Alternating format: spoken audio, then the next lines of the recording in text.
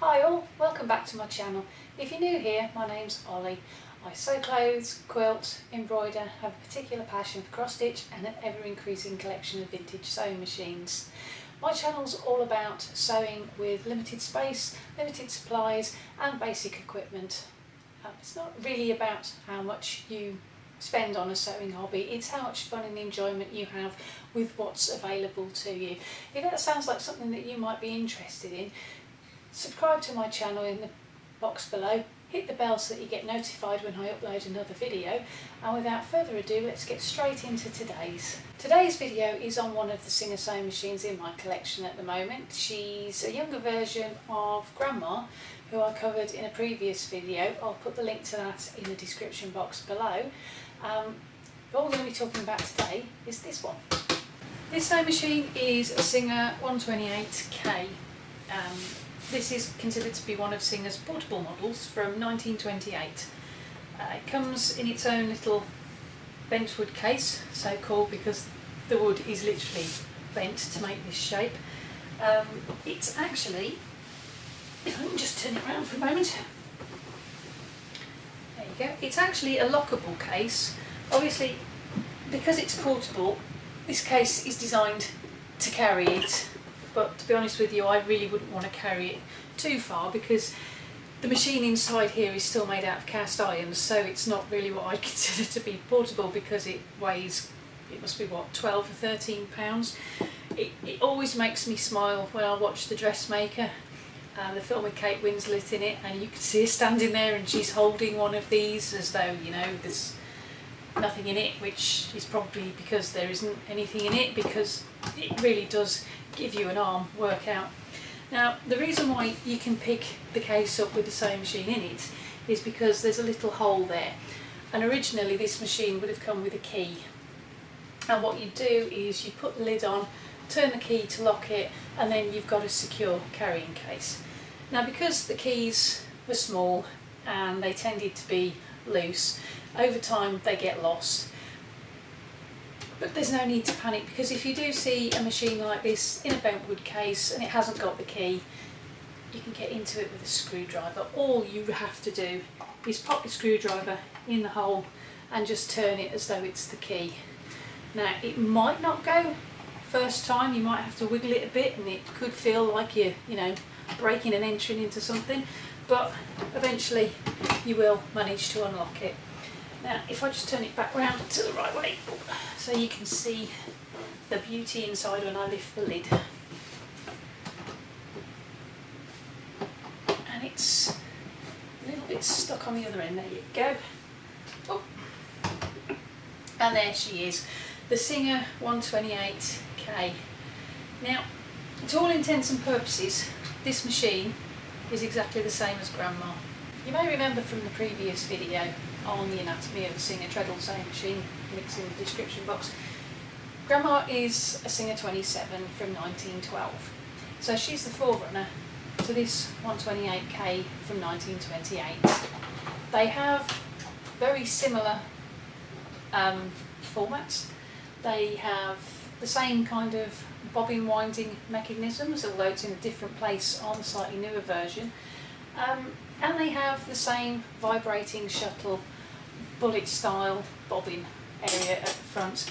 Other similarities include the long face plates that stretch from the front of the machines to the back, and they've also got the same maintenance access points, these little silver things here. It's where you put the oil and see what's going on inside the machine, as well as the same kind of maintenance holes at the back. I'll turn this one around in a moment so that you can see what that looks like on here. But now we've gone through the similarities between the two machines, we're going to take a look at the differences. Starting with the back of the machine, this little inspection hatch here, if you take the little nut out for a second, you can see inside the machine, and you can see the inner workings, and it gives you an extra place where you can oil the machine. Another way this machine differs from Grandma is this one isn't a treadle, she's a hand crank. And what that means is, if I just turn it that way a little bit, she's actually worked by hand using this lever here. Now at the moment the lever's down like that so that you can get her into the case. To activate the handle, you literally just bring it forward and click it into place, and then that's ready to go. You can't fit it into the case when it's out like that, which is why Simi designed it to fold away. They actually thought of everything they possibly could to try and make these machines portable, apart from making them from something other than cast iron.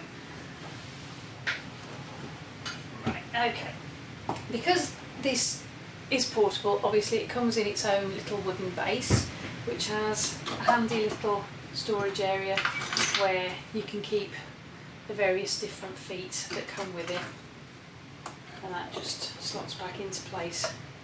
You'll notice the bobbin winding apparatus is to the top of the machine, whereas on Grandma it's down here at the bottom. And we've also got on the bobbin winding wheel, oops, I'll just zoom in so you can see that, we've got a little rubber wheel on there now. That's mainly due to the fact that this no longer connects to a belt on the machine. Instead of pulling it forward to put it onto a belt, we push it back to push it onto the wheel. So in order to cut down on the friction, we've obviously got this little rubber tyre. It actually works in exactly the same way other than that. Talking of bobbins, if we move to the front of the machine, the bobbin is housed in exactly the same place, and just like Grandma, oops,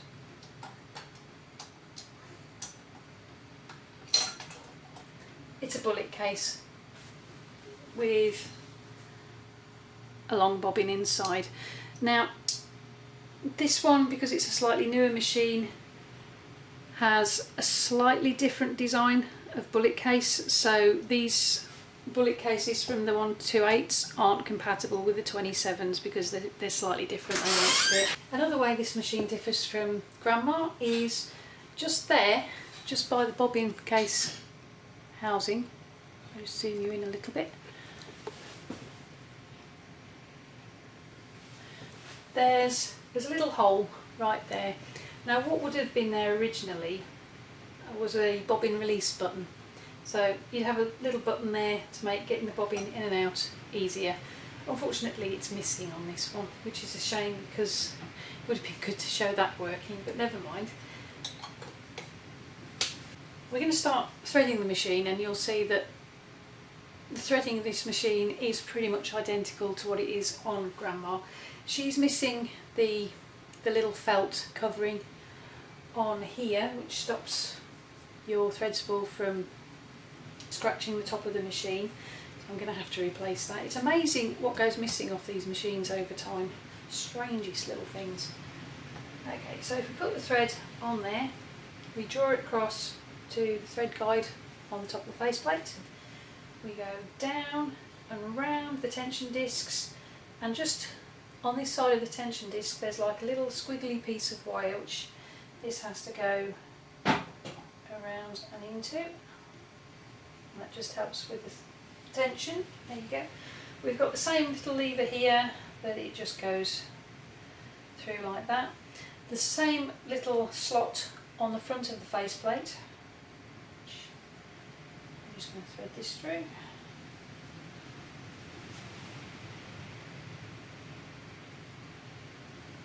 Like so, and then as we come down we've got the same little guide on the needle clamp, and then obviously it's just a case of threading the needle. I'll do that off camera because it takes me ages to thread a needle and you'll be sat there for 3 days. The next thing that we're going to do is we're going to get the bobbin thread from the bottom of the machine to the top. We do that in exactly the same way as we did in the anatomy video. Again, the link for that is in the description box below. And instead of getting a treadle pedal working, we're going to be doing this by hand. Now, you may remember that I said this wheel needs to come towards you, never that way. But in order to get this wheel to come this way, the hand crank has to go that way. And I'll show you what I mean as we're pulling the bobbin up. So what we do is we just grab the top thread We don't hold it tightly, we don't put any pressure on it, we literally just hold it loosely between a couple of fingers.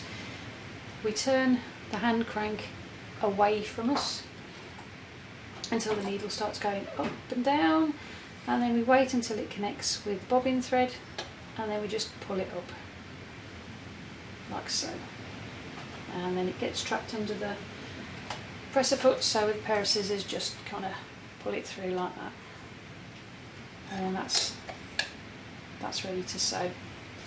Okay, now the next thing we do, okay, when you're ready to sew, what you do, hold on to the hand crank, push it away from you, and this wheel will start spinning this way. Like so.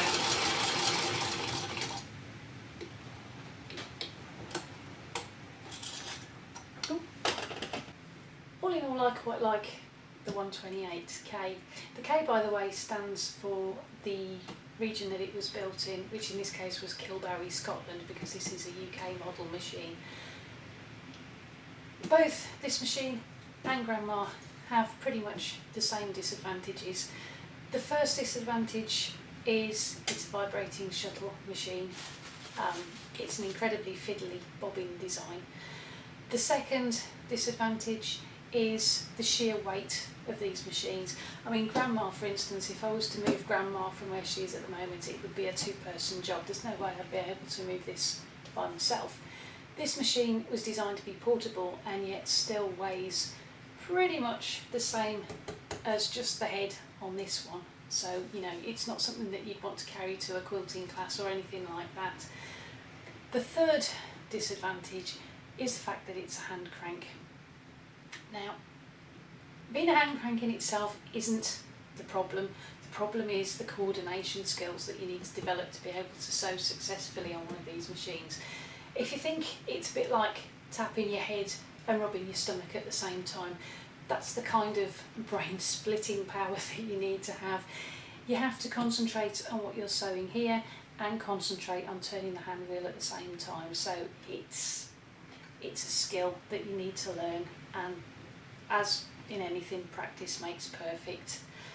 I hope you enjoyed today's video. I hope it's given you something to think about if you're in the market for a new sewing machine and you never really previously considered vintage ones. The Singer 128 can make a pretty robust, strong sewing machine that can cope with just about whatever you throw at her. The one thing that you do have to bear in mind though, she's still a domestic machine, she's not industrial.